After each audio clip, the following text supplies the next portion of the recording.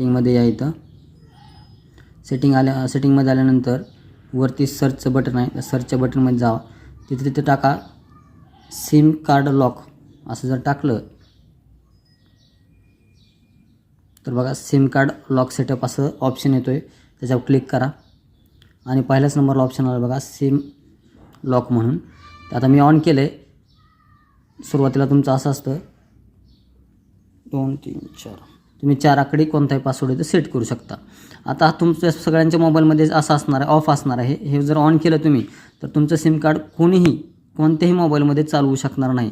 तुमचं SIM card काही वेळासाठी जर चाललं तर तुमचं फोनपेचं अकाउंट ब्लॉक काढून घेतलं जाऊ शकतं. सगळे पैसे त्यातले गुगल पेचे पैसे काढून जाऊ शकतात आणि अजून काही माहिती तुमची चोरू शकतात. तर ही जर तुम्ही ऑन केली सेटिंग ऑन केली तर तुमचं सिम कार्ड हे पिन टाकल्याशिवाय ऑनच होत नाही. तुमचा मोबाईल जरी बदलला, रिसेट जरी मारला, फॉर्मॅट जरी मारला तरी तुमचं सिम कार्ड कोणीही चुकीच्या वापरासाठी वापरू शकत नाही.